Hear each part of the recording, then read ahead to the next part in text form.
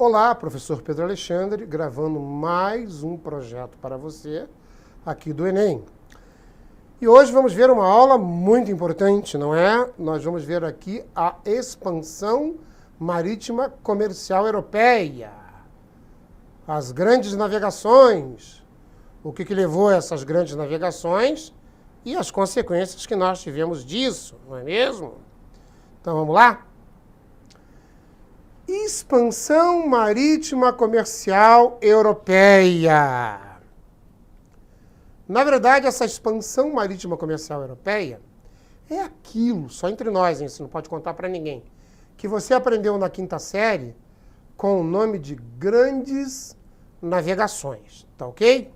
E quando a gente diz aqui, ó, fatores econômicos, o que nós estamos querendo dizer para você é quais os motivos econômicos que levaram à expansão marítima comercial europeia. Então, aqui, ó, inicialmente você tem aqui, descobrir novas rotas de comércio de especiarias e também terras agricultáveis. Ora, os europeus, pense bem nisso, os europeus queriam descobrir o quê?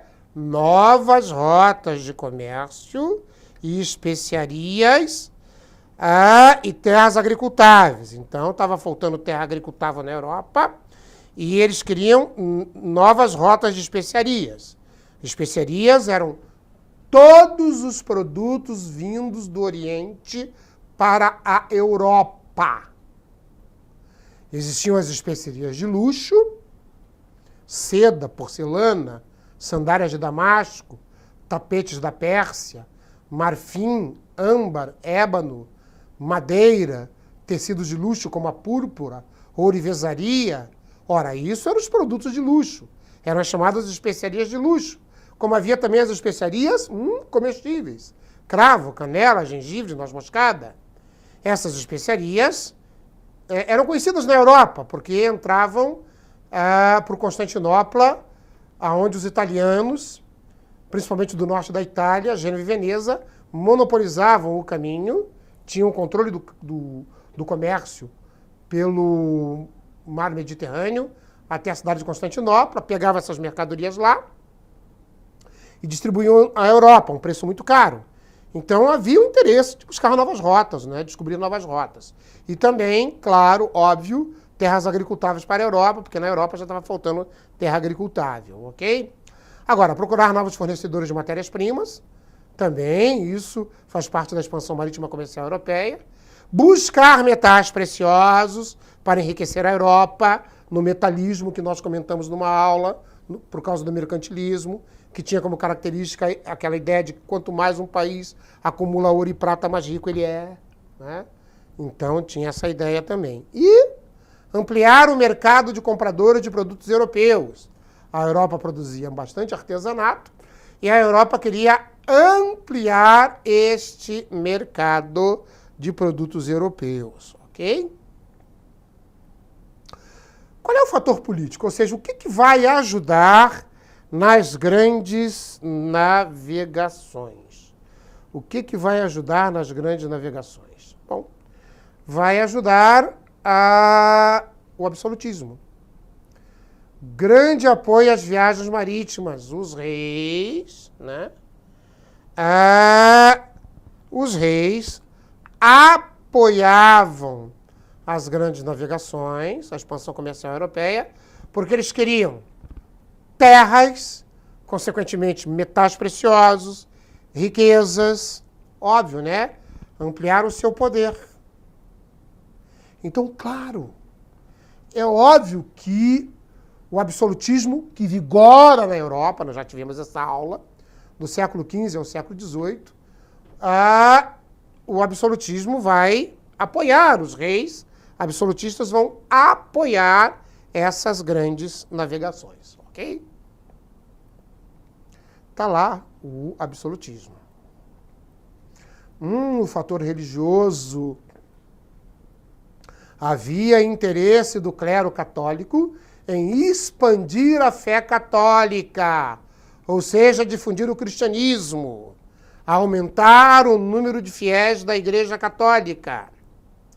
E principalmente a partir do século XVI, com a reforma que aconteceu na Europa, é claro que agora a Igreja Católica está muito mais interessada em, já que ela está perdendo fiéis na Europa, de ampliar o seu número de fiéis no mundo inteiro, não é? Por isso que quando você estuda as grandes navegações ou a expansão comercial europeia, você vê tanto padre nos navios, principalmente de portugueses e espanhóis, que descobriam ou faziam as grandes navegações também em nome da Igreja Católica. Então, está aí, não é? Havia interesse do clero católico em expandir a fé católica, ou seja, difundir o cristianismo. Bom, você não poderia ter uma expansão marítima, você não poderia ter umas grandes navegações se você não tivesse inovações técnicas. Então, há uma série, eu vou mostrar para vocês agora, uma série de inovações que surgiram naquela época. Essas inovações vocês aprenderam com o nome de as grandes invenções.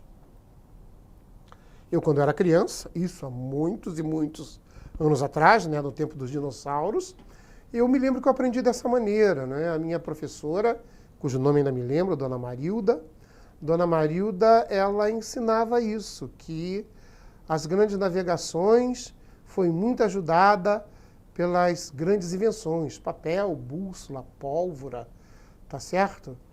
Hoje, claro, né, a gente amplia um pouquinho isso, não mudou muita coisa, né? A gente amplia um pouquinho isso e a gente vai chamar de agora, numa linguagem técnica, numa linguagem de ensino médio, você está no ensino médio, nós vamos chamar de inovações técnicas. Para a orientação, por exemplo, olha a bússola e o astrolábio. Se bem que o astrolábio já era conhecido na Idade Média, já era um aparelho para orientação que já vinha desde a Idade Média, não é? E aí entra em cena a bússola. E a bússola vai ajudar muito, né, nas grandes navegações. Vamos lá.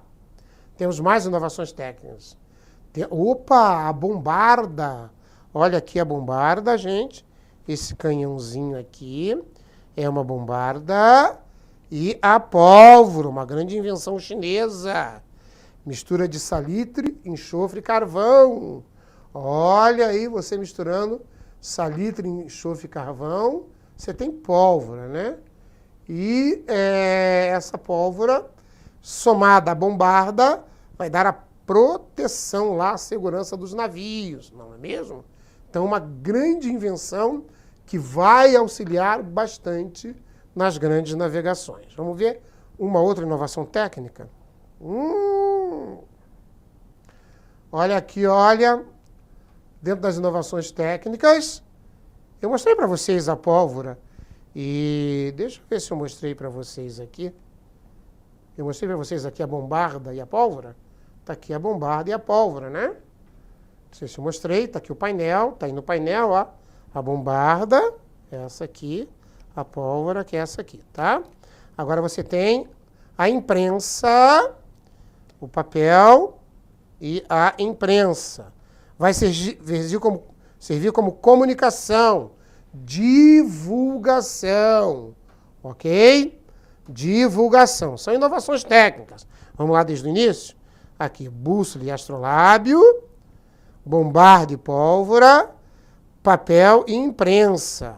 Papel e imprensa, divulgação. Inclusive o papel servindo também para mapa, né, gente? O papel servindo para fazer mapa, olha que legal. Mas espera aí, tem mais inovação técnica. Calma, que tem mais. Calma que tem mais. Ah, olha as invenções portuguesas aqui. A caravela e a vela triangular. Aqui a caravela, barco típico, bastante típico para o alto mar, não é? E a famosa vela triangular, utilizada até hoje aí nas competições náuticas. Bom, a caravela era um barco, substituiu a galera, tá? A caravela substituiu a galera. A galera era um barco, não era próprio por alto mar, não. Aí a caravela é um barco maior, mais alto, próprio para o alto mar. É uma invenção portuguesa. E a vela triangular? Bom, não me perguntem, não me mandem perguntas sobre isso, porque eu não sei responder, tá? Porque aí é questão física.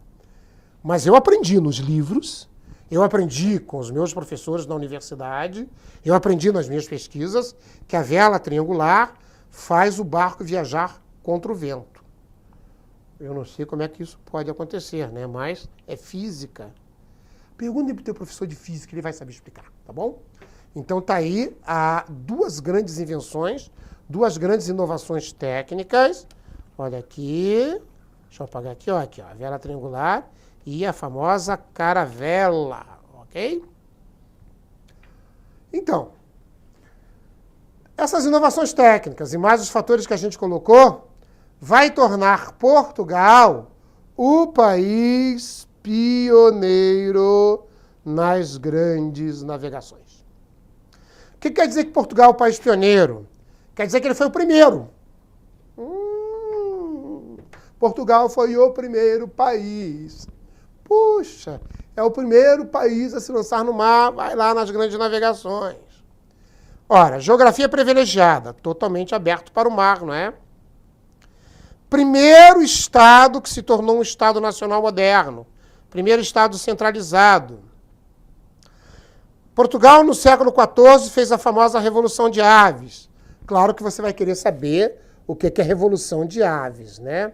Revolução de Aves foi uma família de comerciantes da cidade de Aves que fez uma revolução em Portugal no século XIV e tornou o poder centralizado em Portugal. E como era uma família de comerciantes, uma família de burgueses comerciantes, essa família de Aves que começou a governar Portugal, essa família, ela começou a dar grande ênfase ao comércio marítimo e buscar as grandes navegações. Por isso que a Revolução de Aves, ela é, no mínimo, muito interessante e faz parte do pioneirismo português. Bom, desenvolvimento náutico promovido pela Escola de Sagres. Portugal será o único país em toda a Europa que terá uma escola para preparar navegadores para o mar. Olha que beleza, gente. Olha que beleza. Portugal será o único país que terá uma escola, a Escola Náutica de Sagres, fundada pelo infante Dom Henrique, filho do rei de Portugal, Dom João. Olha... Burguesia interessada em um projeto marítimo. A burguesia portuguesa interessada em um projeto marítimo. E a tomada de Ceuta em 1415. Então, o que é essa famosa tomada de Ceuta? Lá no norte da África, ali quase no Estreito de Gibraltar, havia um ponto estratégico militar controlado pelos mouros, pelos árabes. Os portugueses tomaram esse ponto, que é Ceuta, e a partir dali começaram a desenvolver as grandes navegações. Então a tomada de Ceuta foi fundamental para as grandes navegações portuguesas. Então você tem, vamos lá, vamos conferir? Vamos conferir?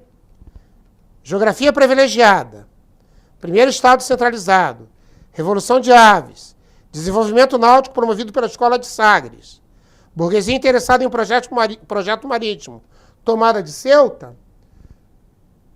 O que você tem? As grandes navegações portuguesas, correto? O que você tem aí? As grandes navegações portuguesas, ok? Então aqui, ó, Portugal está aqui. Olha a geografia portuguesa. Quando nós colocamos aqui, ó, geografia privilegiada. Olha onde está Portugal. Olha aqui, ó, todo o litoral oeste e todo o sul de Portugal aberto para o mar, não é? Que geografia privilegiada, hein, gente? Muito aberto para o mar. E aí, início das navegações, tomada de Ceuta. Olha aqui onde está Ceuta, ó. Só para você ver, aqui é como é que eles tomaram Ceuta, em um fotolito mostrando os portugueses chegando em Ceuta e tomando Ceuta. Olha o ponto estratégico que é para abrir-se para o mar aí, tá? E para controlar também o Mediterrâneo, né, gente? Para controlar o Mediterrâneo. Olha aqui o Mediterrâneo. Tá ok? Expansão marítima comercial europeia. Ciclo oriental de navegação. O que é o ciclo oriental de navegação? É o projeto de Portugal para as navegações. Esse projeto Quer ver o nome de novo? Ciclo Oriental de Navegação? Deixa eu colocar para você aqui, ó. Ciclo Oriental de Navegação. O que você entende por Ciclo Oriental de Navegação? Pensa um segundinho. Pensa, vai. Ciclo Oriental de Navegação, porque Portugal vai viajar para o Oriente. Ele vai descer o litoral africano na tentativa de encontrar uma passagem para o Oriente, na busca de um caminho marítimo, já que o caminho pelo Mediterrâneo estava monopolizado pelos italianos. Então Portugal vai fazer esse ciclo, descer o litoral africano. E na descida do litoral africano, Portugal vai conquistando vários povos ali no litoral africano, botando armazéns de depósito, que são chamados de feitorias, montando pontos estratégicos. São vários pontos. E, ao mesmo tempo, Portugal vai conseguir coisas maravilhosas no litoral africano, coisas que são gravadas na história como marcos na grande expansão oriental de Portugal em direção lá à Ásia. Como, por exemplo, a tomada de Ceuta, que nós acabamos de ver, não é? O Cabo Bojador, descoberto pelos Giuanes. O Cabo das Tormentas, lá embaixo, descoberto pelo Bartolomeu Dias. O caminho marítimo para as Índias. E dentro do ciclo oriental, Portugal fez um desvio, e olha aqui onde Portugal veio parar, no Brasil. Então, a tomada de Ceuta, Cabo Bojador, Cabo das Tormentas, a descoberta do caminho marítimo para as Índias por Vasco da Gama em 1498, são marcos na história portuguesa, são momentos importantíssimos na história portuguesa, e, inclusive, o objetivo foi alcançado. E qual foi o objetivo alcançado? Foi o caminho marítimo para as Índias, descoberto por Vasco da Gama em 1498. Portugal cumpriu a missão que ele queria para o Oriente. Ele veio vindo. Bartolomeu Dias descobre o Cabo das Tormentas, lá na África do Sul, não é? O Portugal manda pesquisadores naquela região, o Vasco da Gama vem e vai até as Índias. Chegou em Calicut das Índias no ano de 1498. Então, os objetivos portugueses foram cumpridos, não é? Então, périplo oriental português. Professor, o que é périplo? É um ciclo de navegação portuguesa para o Oriente. Périplo quer dizer contorno. Périplo, contornar o litoral. Olha aqui, olha. Está aqui o contorno do litoral. Ó. Tá vendo? Botei só um pedacinho para você ver. Então tá aí, ó, contorno do litoral africano. Eles foram descendo lentamente, contornando o litoral africano, até chegar lá embaixo, tá? No Cabo das Tormentas, tá certo? Aqui nós temos a expansão marítima comercial europeia e espanhola, que só se dá em 1492 com a Guerra de Reconquista. Por que a Espanha demora tanto a entrar nas grandes navegações? Porque os árabes, os muçulmanos, haviam invadido a Espanha, ou toda essa região aí, tá? E os muçulmanos ainda se encontravam aqui, olha, no sul da Espanha. Então, através de uma guerra, de uma grande guerra chamada Guerra de Reconquista, essa guerra vai de 1467 a 1492, os espanhóis conseguem expulsar os árabes do seu território, ali do sul da Espanha. Aí, somente quando eles expulsam do seu território os árabes é que eles podem participar desse projeto e entrar nas grandes navegações. Por isso a Espanha demorou tanto a entrar nas grandes navegações, porque estava atrasada, porque estava com seu território ocupado pelos árabes. Mas depois que expulsou os árabes, entrou nas grandes navegações e fez o chamado périplo ocidental de navegação, né? Ou ciclo ocidental de navegação, através de Cristóvão Colombo, em 1492, que descobriu a América, tá bom? Cristóvão Colombo. Eu vou traçar em vermelho, primeiro, o caminho do Cristóvão Colombo. Olha aqui o Cristóvão Colombo, gente, tá? E depois o Fernão de Magalhães, circunnavegação, 1519, 1522. Na verdade, durante essa viagem de circunnavegação, o Fernão de Magalhães morre e ele será substituído pelo Sebastião de Elcano. Olha aqui o caminho que ele fez. Olha aqui, olha aqui, olha aqui, olha aqui. Saiu aqui do outro lado do mundo. Olha aqui, olha aqui, olha aqui. E chegou de novo na Europa. Deixa eu apagar tudo. Tá? Então agora só vou destacar a viagem de Colombo, o descobrimento da América, está aqui, e a viagem de circunnavegação. Está aqui, ó, tá bom? Tá aí, viagem de circunnavegação. Tá bom? Vamos apagar de novo. Aqui, ó, é o Cabo das Tormentas, ou o Cabo da Boa Esperança, que o Bartolomeu Dias achou descendo o litoral africano, ó. Liga o Oceano Índico ao Oceano Atlântico, ok? Aí, Portugal mandou expedições a essa região aqui, que eu vou pintar de vermelhinho aqui, ó. E depois manda o Vasco da Gama. Aí vem o Vasco da Gama, e vai lá em Calicut, nas Índias. Então agora, só o Vasco da Gama. Vamos ver só o Vasco da Gama? Então aqui, só o Vasco da Gama, Aí, ó. Tá? Tudo bem? Nesse mapa dá para você perceber tudo? Tá aí, tá? Mas eu vejo aqui a viagem de circunnavegação como uma das principais viagens aí, né? Das grandes navegações, ok? Bom, com essas viagens todas começam acordos, né? E aí Portugal e Espanha assinam a Bula Intercoetera. E o que eles assinaram nesse acordo? Que eles iam pegar as ilhas de Cabo Verde, tá certo? Tá aqui as ilhas de Cabo Verde, ó. Tá vendo aqui, ó, Cabo Verde. E essas ilhas de Cabo Verde, eles iam traçar 100 léguas para o oeste. Iam dividir o mundo em duas partes. Então agora eu vou apagar aqui. Tá aqui, ó. Tá vendo essa linha verde aqui, ó? Tá vendo essa linha verde aqui, ó? Essa aqui é a Bula Intercoetera. Eles dividiram a partir de 100 léguas das ilhas de Cabo Verde. Quem foi o mediador desse tratado? Foi o Papa Alexandre VI, o Papa espanhol Alexandre VI. Isso foi no ano de 1493. Pois é, mas um ano depois, no ano de 1494, Portugal não quis saber mais da Bula Intercoetera.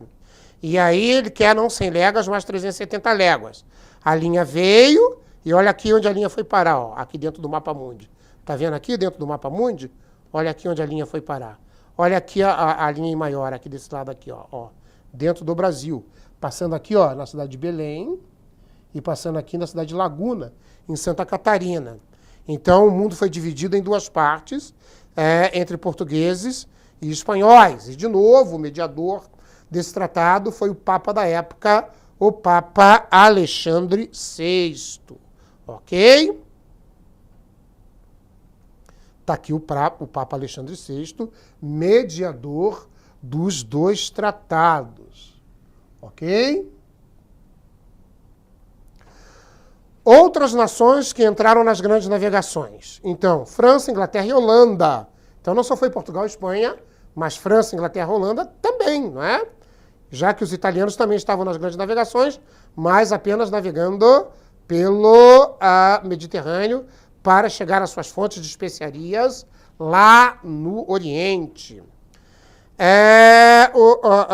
A França, Inglaterra e Holanda, exploração e colonização, principalmente na América Central e do Norte. Você observa que a América do Norte, aqui, ó, ela é toda colonizada por ingleses, franceses e holandeses. Basicamente ingleses, né? Se você olhar na América Central, existem 3 Antilhas aqui na América Central, né? As Antilhas inglesas, as Antilhas francesas e as Antilhas holandesas. E até na América do Sul, você tinha as antigas Guianas, também fundadas, colonizadas por franceses, ingleses e holandeses. E até quando você estuda a história do Brasil, quem que esteve no Brasil tentando conquistar terras do Brasil? durante a época das grandes navegações? Os franceses, gente. O Rio de Janeiro e São Luís do Maranhão nasceram por quê? Por causa dos franceses. Tá? A minha cidade, o Rio de Janeiro, ela é fruto da invasão francesa. Os portugueses vieram, o Estácio de Sá fundou ali um pequeno povoado para combater os franceses, que deu origem à cidade de São Sebastião do Rio de Janeiro. E São Luís do Maranhão foi fundada pelos franceses também, não é? E os holandeses, que tentaram invadir, num primeiro momento, a Bahia, e depois invadiram o Nordeste, ficaram no Nordeste por 24 anos. Foram expulsos aqui do Brasil. Né? Então, veja, eles conseguiram colonizar a América do Norte, a América Central, até a América do Sul ali nas Guianas, só não conseguiram colonizar o Brasil, mas tentaram. Franceses e holandeses tentaram. Ingleses não tentaram colonizar o Brasil. Apenas atacavam o litoral brasileiro para exigir caixas de açúcar, bois, resgates. Os ingleses faziam ato de pirataria no litoral brasileiro, ok?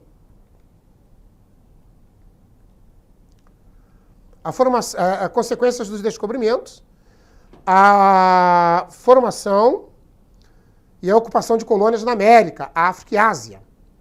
Verdadeiros impérios ultramarinos, quer dizer, impérios além-mar, que pertenciam aos estados europeus.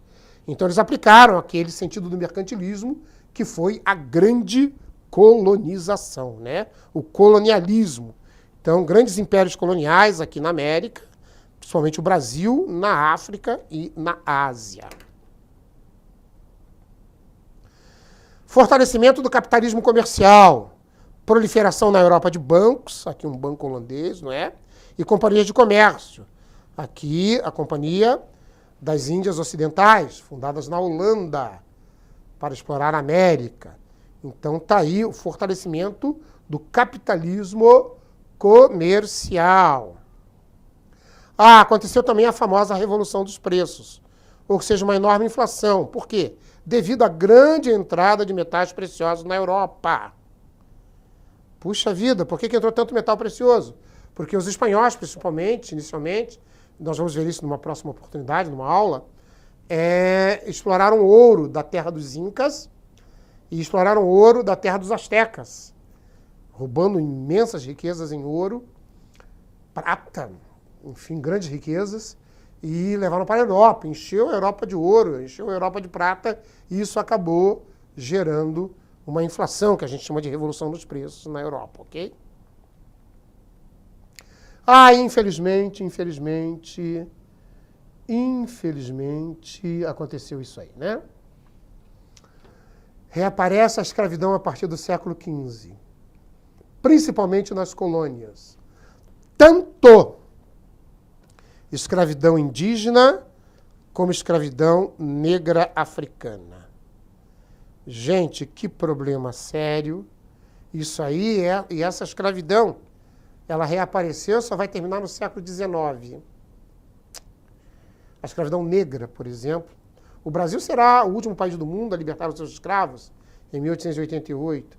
E os Estados Unidos somente durante a Guerra Civil, terminada em 1865, a Guerra de Secessão.